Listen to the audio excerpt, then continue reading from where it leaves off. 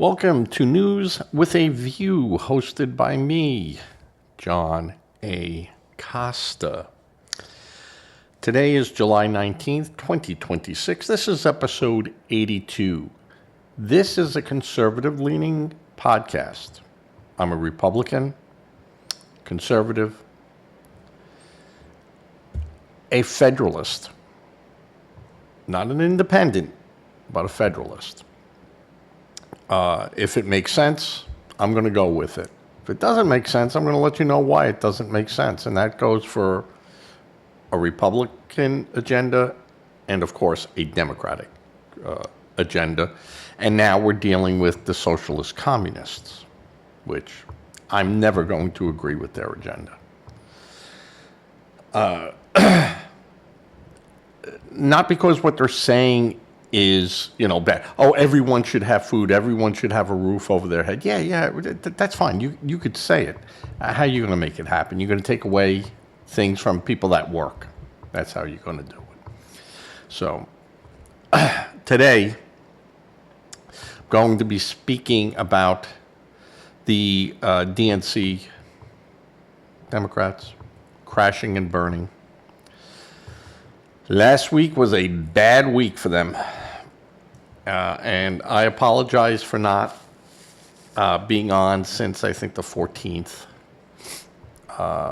Just things going on. I just couldn't do it. I'm going to try to get a couple of shows out. They're going to be recorded shows. They're going to go out during the week, this coming week. I will be doing a Monday show and a Wednesday show. I don't think I'm going to be doing a Tuesday show this week, just because I won't have the time. And then for about a week, I will be having shows that I've done already and putting them up that I think are still current today, the information. So, all right, so the DNC is in free fall, and it's their big tent idea of bringing in the progressives, the socialist communists, into their fold. Huge mistake. I've said it before. I'm going to say it again. I will repeat that going in. It's not only affecting where they're getting their moderate Democrats pushed off the ticket, and then having these progressives go out there against a conservative Republican. And I'm going to tell you right now, Democrats, you're not going to take the House. You're not taking the House. You forget about the Senate. I mean, you got now, for the first time, John Fetterman saying he will leave the party. And you're going to have a bunch of moderates behind Fetterman going, we're not going to leave the party, but you know what? We can't go down the road with you leftists. We're not doing it. So the free fall of the DNC, and that is direct lack of leadership from Schumer. And in the House, of course, it's Jeffries, who should never have been put into that position to begin with. A lightweight and really not a bright guy. And we all know why he's there. Schumer, smart guy, he decided to go to the left. And he thought he was going to get all the support. Dress up like you guys did in your Muslim thing and pray on a prayer rug like you did and do all that nonsense and social justice riots and everything else. Yeah, keep going that route. Keep going that route. How'd that do for you in 2024, you knuckleheads? Absolute knuckleheads. So the DNC is in their free fall. They think they're going to, you have these guys up there going, we're going to take it, we're going to do this, we're going to do that. And sorry, fellas, the numbers aren't there. The reality is you're pushing your moderates out the door. and into the arms of the Republicans. You don't think so? You come to me after the November election, and we'll go over that. And of course, we know what the Democrats are already going to be starting in August and September. It's the white male. It's the white male's fault that we're losing. What can they go to? Honestly, what can they go to? You've had no real agenda other than illegals and releasing criminals onto the street. That has been your talking points. You refuse to discuss the fraud going on in California and Minnesota and Illinois and New Jersey and New York. You refuse to take ownership of that. You just want to pretend it's not there. You don't want to discuss that right now. You don't want to discuss the scandals inside your own party. We're not here to discuss that right now. Well, when are you going to discuss it? The American voters are really, you've energized the young and the stupid.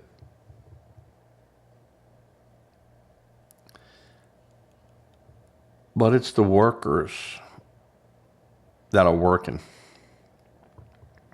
and saying, oh, look, you're going to raise my taxes again, and I'm not going to get anything out of it. I think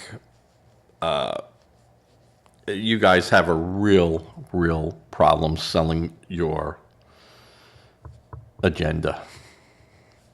In Wisconsin,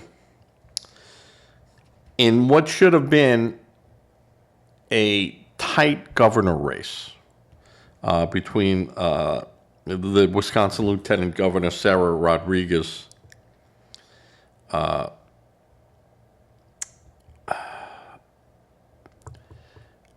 she should have been able to at least make that a fight. Well, she has bowed out because seems to be her campaign funds are missing and weren't what they said they were. And she can't place advertising, and she has lost credibility. This is the Lieutenant Governor of Wisconsin. To the point that someone, David Crowley, who was bumped out of the primaries, is now stepping back in and saying, I'm back. I'm back, baby. I'm back. Because Rodriguez's departure then catapults socialist candidate Francesca Hahn, who was a relatively unknown and did a good job of campaigning and using Bernie Sanders and the Democratic socialists to propel her. She's not going to win. David Crowley's not going to win. The election starts, in a month. It's all but certain that there'll be a Republican governor in Wisconsin because the DNC, looking at their overall playbook, once again failed.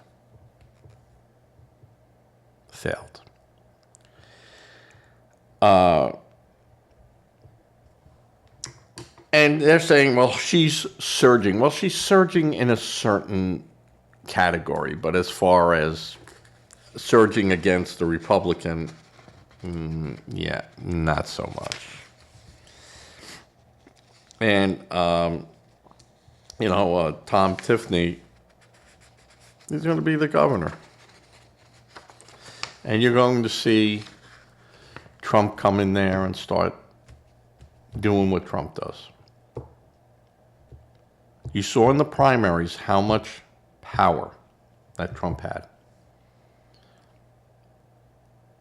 And you have all these, Trump can't get any, here, no one's listening to Trump, but he's gone, and yet, look what he's done. Look what he has done. I think it's a major problem. Democrats, you have a major problem. Let's look at more of the socialists, right? Platner, socialist-backed Maine candidate, of course, is all but history. Taking along about $25 million spent by the DNC at the request of the communists. Bernie Sanders, AOC, Elizabeth Warren, in their effort to flip the state from Susan Collins, a Republican, and make that, take that seat. Not going to happen. Not going to happen.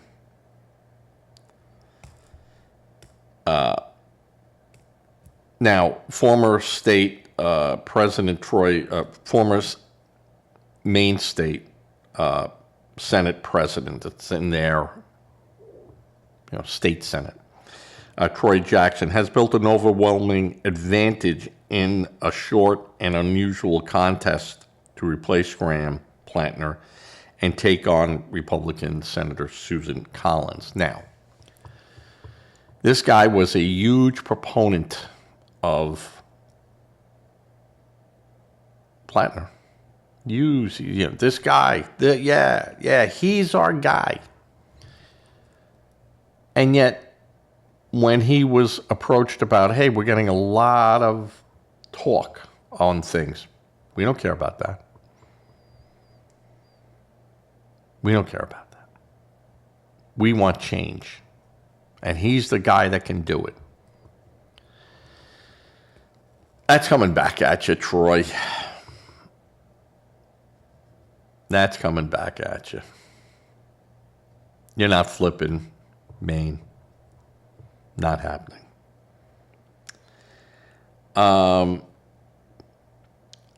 You've had a lot of socialist Democrats running around, the DSA, which is, Democratic Socialists of America.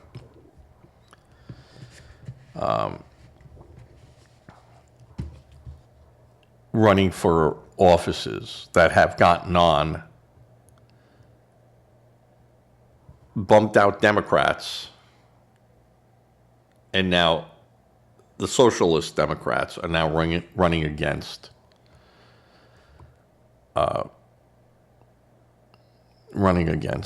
Republicans. You honestly think? I mean, there are areas where they will win.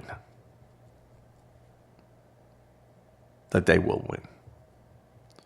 But really, in the sense, they're not accomplishing anything other than getting into the Congress and fracturing their own party when it comes to votes. And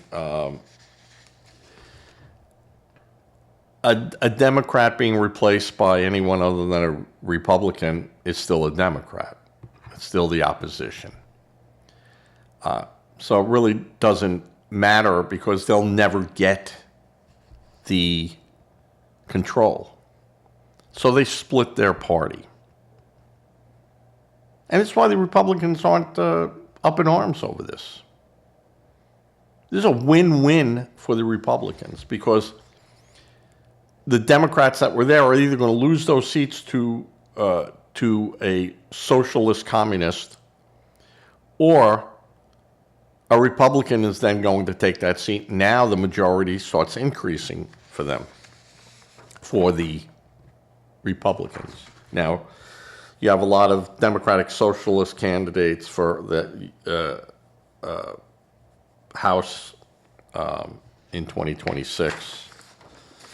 And like I said, there's like 6 big ones, but I'll tell you, some are, you know,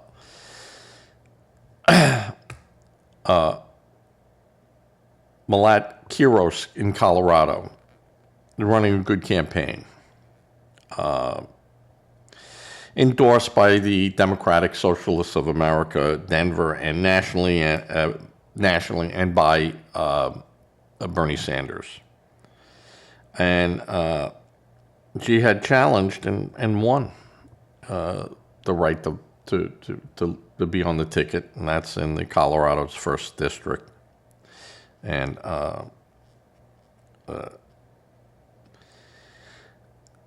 so that's a good chance. And she took on a 15-term incumbent who was a Democrat, and knocked her off the ticket. Clara Valdez, New York's 7th district. Now, the 7th district is funny. It's called the Commie Corridor. Really, that's what it's called, the Commie Corridor. And she's running for New York's 7th district seat. And it's a good chance she'll take that, but that's, again, another Democrat. So they're taking it from a Democrat to whatever. It splits the party. Chevalier, New York 13th district, and in Pennsylvania, Chris Rabb's Pennsylvania's 3rd district, Florida's 23rd district, Oliver Larkin, and Brittany, Quebec, Rhode Island's House district. She's already there, part of the broader socialist political movement, and she's running for the seats. Now, these are socialists. These are the communists. I say they're communists. Make no bones about it. Call them whatever you want. And then of course you have, you have your AOC out of New York, out of the 14th district, Tlaib out of Michigan. She could be in trouble next term. Genesee Lewis George, mayor of Washington, D.C., she's a socialist. And Raman, candidate for Los Angeles, she was another one that came out of nowhere, and all these absentee ballots showed up. Right? The Democrats, and I say Democrats, the socialist Democrats will say, well, we're part of it. They need a net gain of just 3 seats to flip the House of Representatives. But to secure a majority, not going to happen. They're not even going to flip it, folks. Just so you know. They're not flipping it.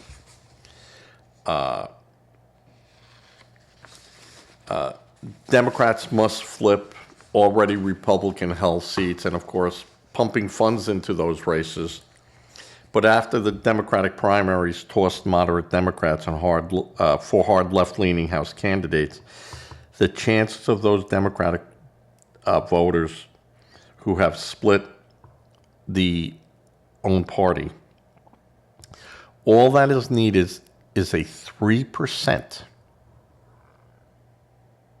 sway.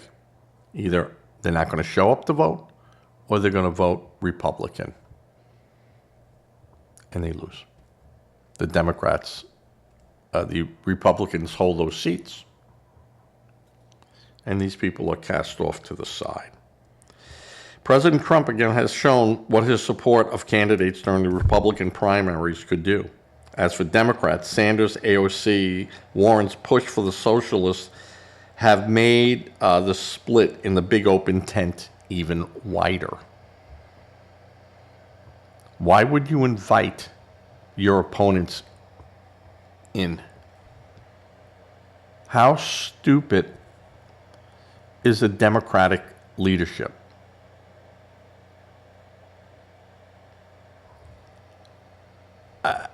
I can't understand it. I can't understand it. Now, toss-up seats in New York State that are really, there's only a handful of toss-up seats, but it's a handful. And remember, like I said, you just need 3 to break the split, but you need a lot more to have the majority. New York 17th District, Lower Hudson Valley, held by incumbent Mike Lawler, is one of only a handful of GOP-held districts nationwide that was carried by the Democratic presidential ticket in 2024 following a highly contested Democratic primary. Army veteran Kate Conley is challenging Lawler for the seat. And while New York 17 is the only true toss-up, other New York races remain highly competitive and being closely watched. Suffolk County, held by Republican Nicholas LaLauda, you're not losing it. Nassau County, again, held by Democratic Laura Gillen, who flipped this seat in 2024, is up, and I don't think she has a chance of losing that. And then New York District 19, Democratic Josh Riley, who recently shifted into a safer, lean likely Democratic territory. The chances of him losing that seat, it's there. It could happen. But he went to more neutral territory and got away from some of the progressives. New Jersey, Thomas Keene and Rebecca Bennett, a Democrat, is running against her, and these are toss-ups. Lehigh Valley, Pennsylvania 7th District. This highly volatile swing state is open to a toss-up. Ryan McKenzie, who flipped the seat in 2024, is running to retain the district. Now, he has a very good chance of winning just on the fact that Pennsylvania is going red, and going red hard. So, 8th District, Pennsylvania, Republican freshman is facing a strong challenge from Paige Cognetti in this traditional working-class blue area. I would say that this one is a toss-up, but will go red. They'll hold it.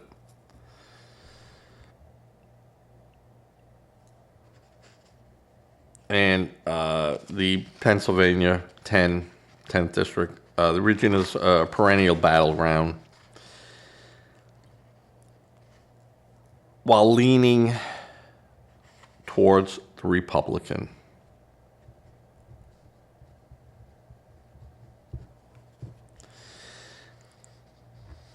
Like I said, you only have a few of these that are truly, truly game changers. And they're all looking to go red with the exception of one. And it's already blue, so it doesn't matter. Maine's 2nd congressional district, following the retirement of Jared Golden, the race for this district has moved from a toss-up to leaning likely Republican, with former Governor Paul LePage as the Republican winner.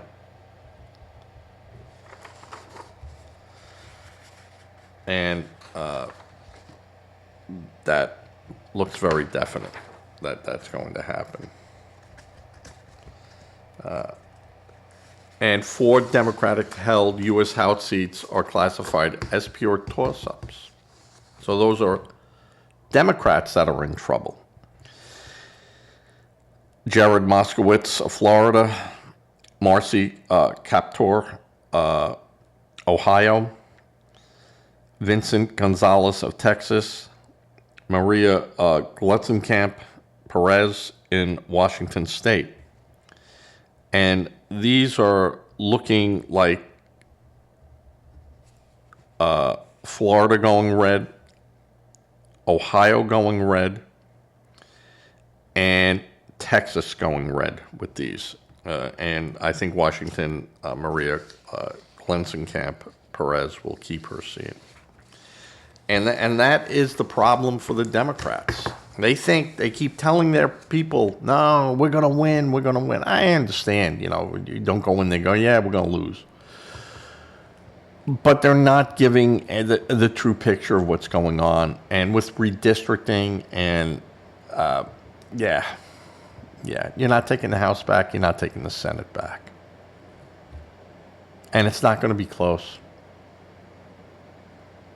And if you thought the tears of November 2024 are going to be, on CNN and MSN and MS Now, wait. Get those crying towels out early, folks, because you're going to need it. You could see it already, how the Democratic Party is falling apart, even before the race starts.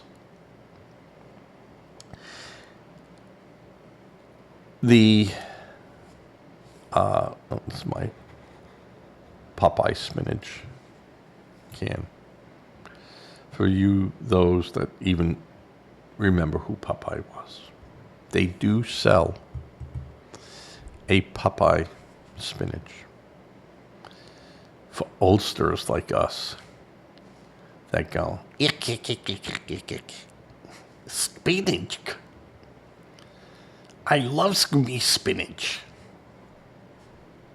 So you'll have that. Just not a sponsor. Wish they were. So the Democrats, you are going to have to explain when you lose. You're going to have to get out there and really say how you lost it.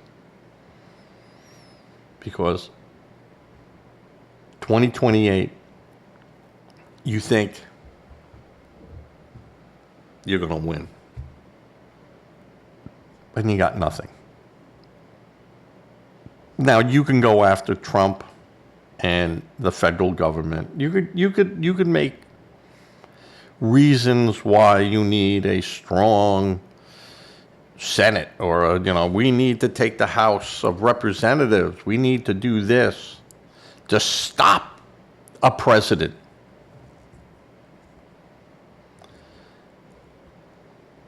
The president has won 80% of his challenges to the Supreme Court. And it's not because you have all one party or whatever. You have seen where they've gone against the administration.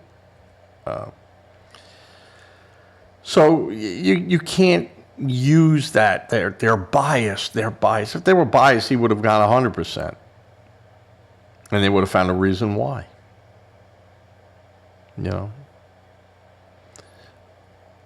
But they didn't. The president is not expanding the powers of the executive branch. He's defining them. Huge difference. Huge, huge difference. And he has given that power to all future presidents,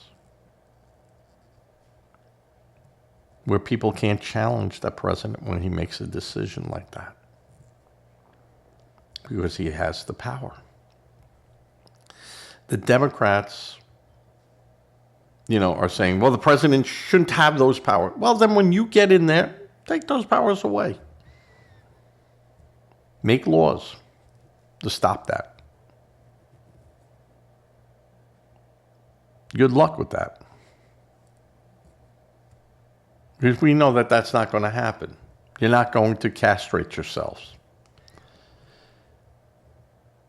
Your moderate and conservative Democrats are going to go, whoa, whoa, fellas, we're not doing that. Sure, go ahead, make the proposal. It'll die on the vine, but go ahead. But we're not doing that. And that's what will happen. And we know that. Bob in New York, you know that that's the truth. And there's plenty you can try to push out. Well, Trump is doing this. Well, that's Trump.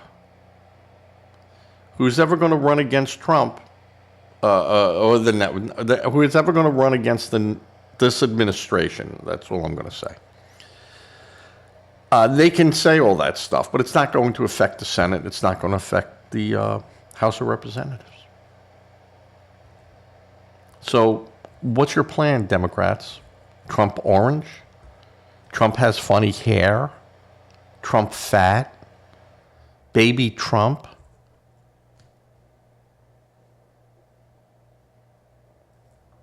Where are you going with it? How are you going to pull back those Democrats that have now looking, going, yeah, I don't want that socialist in there. I don't want that. That person has ideas that go against the core values of this country.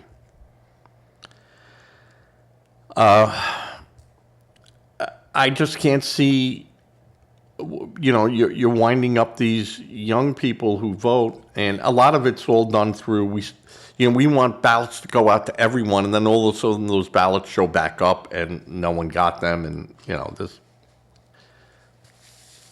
We have now seen that the courts are telling the United States Postal Authority that right now, whatever order Trump has out there, you gotta stick to.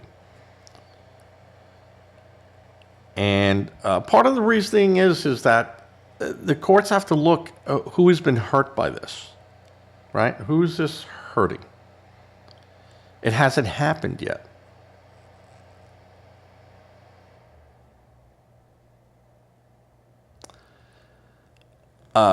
My personal belief is that under the Constitution, states get to control the voting procedures.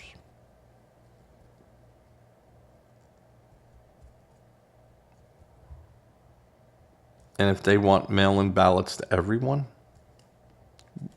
requested or not, they can do it.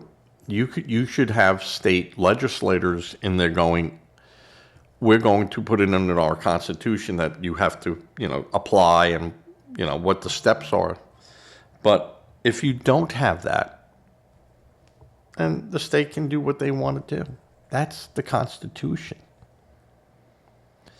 So I've said it before on my show, I'm not that fond of the federal government getting into how our election process is done in each state is handled, that it must adhere to, a federal standard. That's not what the Constitution says. It's not what it says. So, being a Federalist, can't agree with that. Can't agree with that. It's that simple. But I do think there's a lot of people that want voting to be correct and voting, and only people that can vote. And I certainly see the need for that in coming up into the electronic age that we're in, where things could be manipulated. It's going to take a lot more eyeballs. And not just human eyeballs, but scanners, which, does your eye scan? Yes. So does a scanner. So does an optical reader, because that's what these are. There's quicker ways, more efficient ways. But again, a computer program doesn't have a conscience. A computer program can be programmed to an agenda and do it efficiently. So I understand where the worry is with this, and there are clear worries on both the right and the left. There's clear worries, and ones that should be addressed. So I think you need cooler heads to sit there and sit in a room for 3 days, like I said, give him, put on a sports jacket and underwear and put him in a freezer. And when you can come out with a plan, we'll let you out. If not, in 45 minutes, we'll take your frozen corpses out and put 7 more in there. And that's the way it really needs to be done. Elections have always been an issue. Always been. And now, there are ways to make it so you could have an outcome immediately. But you'll always have those people out there that say that it was rigged, it was fixed, it was something, and how do you fix that unless you have 3 absolutely honest people from this party and 3 absolute people from this party that are both together singing Kumbaya, we're looking at this and there's no problem. Try to get 3 people from the opposite party to be Kumbaya.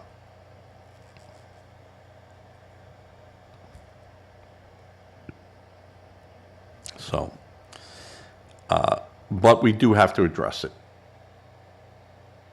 And we do have to do the best job we can do in protecting the integrity of our elections.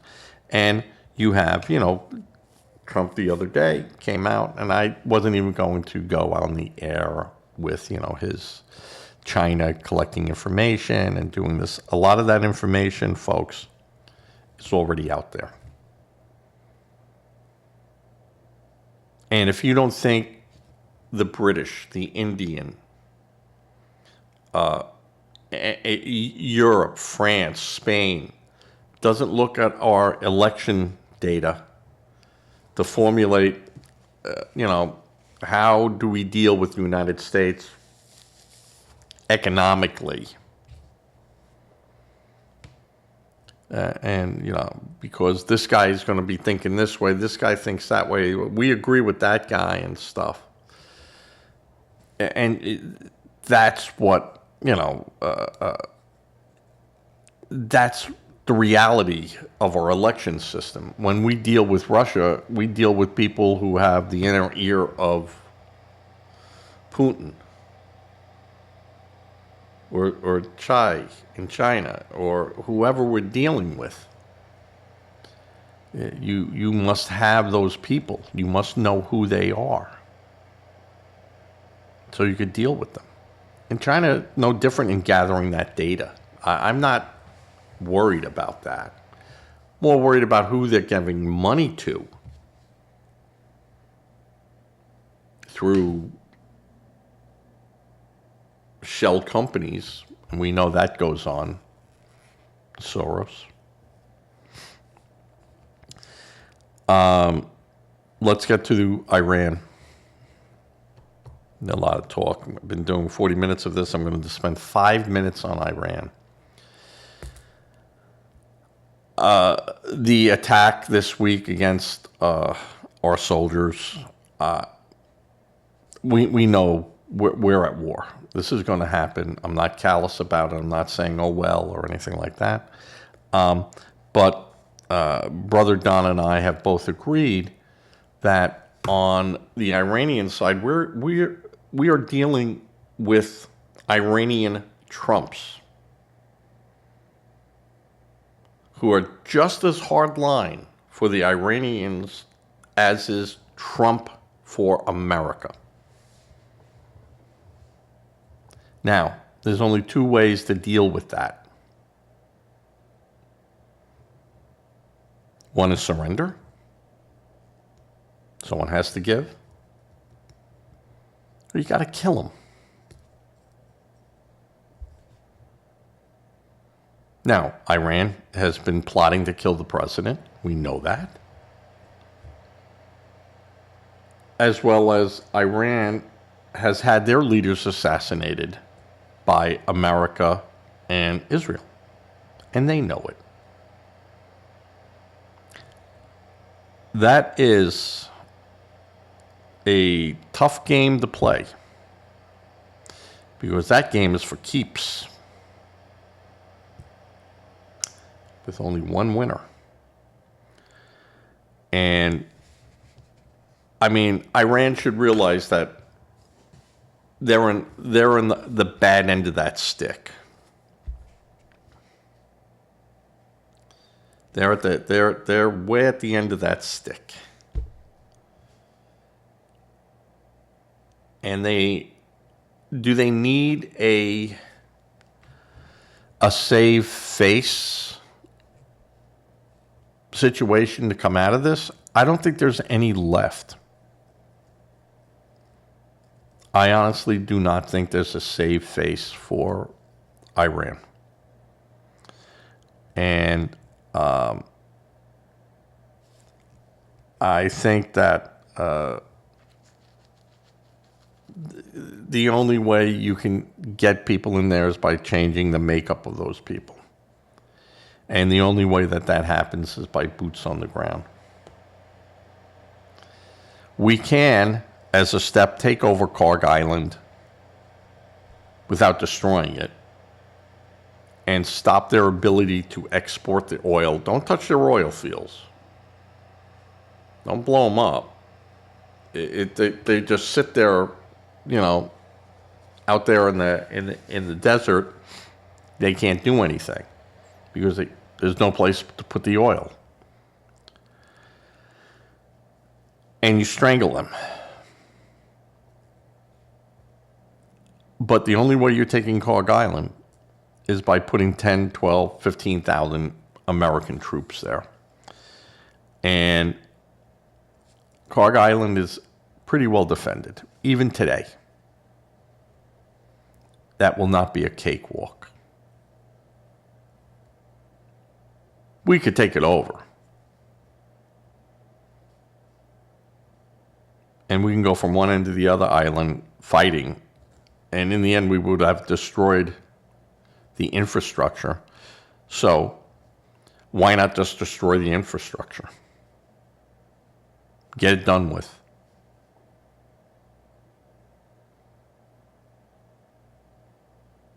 Send over, 15 B-52s fully loaded. And start from one end of the island to the other end of the island.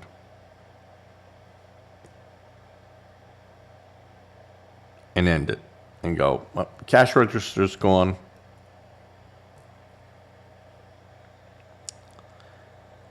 Tomorrow, we go for your piggy bank, the oil fields.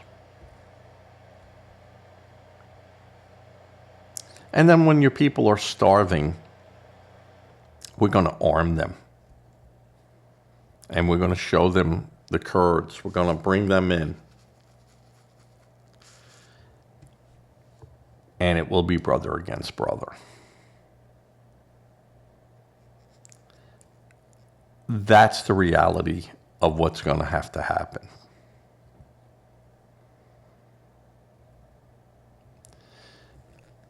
Iran was a problem.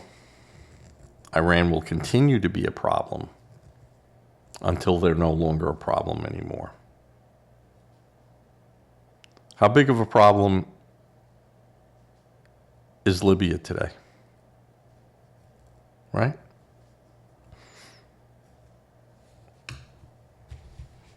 That should be the prime example. We don't need Iranian oil. We could supply every country that needed Iranian oil with oil from Venezuela. Right? We don't. It was nice for China to have a direct line right over to them and get all their oil. And Iran is giving them oil for half the price for their support. And India.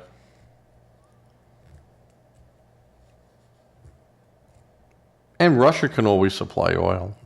Hate to see Russia make money on the deal at our cost, but you do get rid of Iran.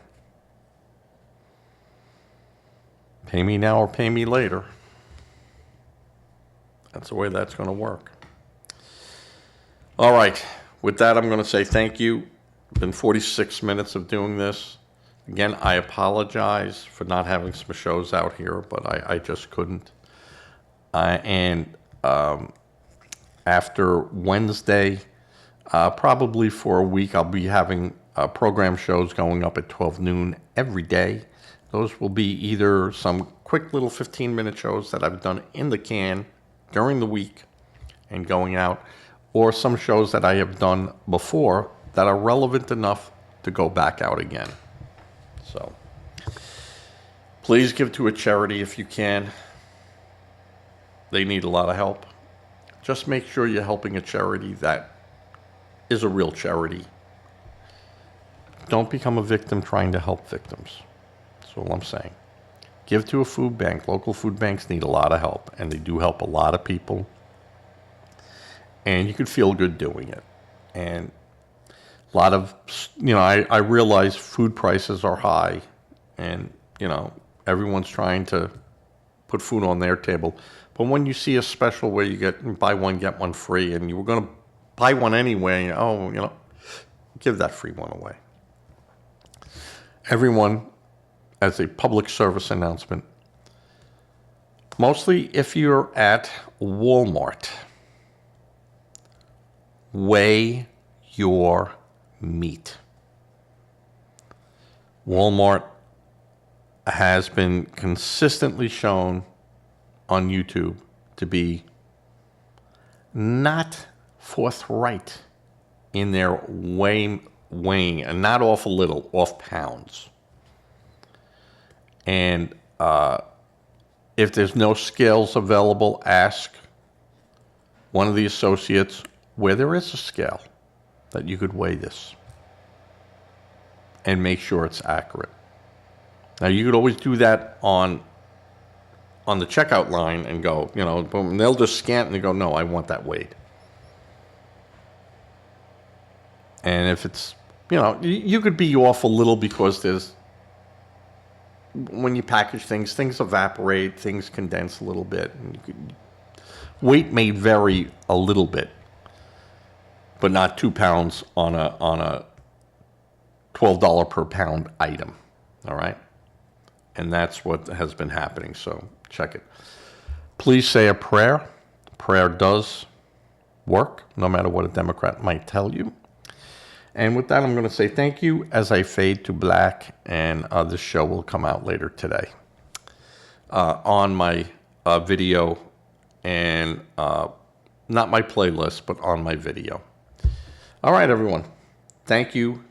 Be well, and I will catch you later as I fade to black.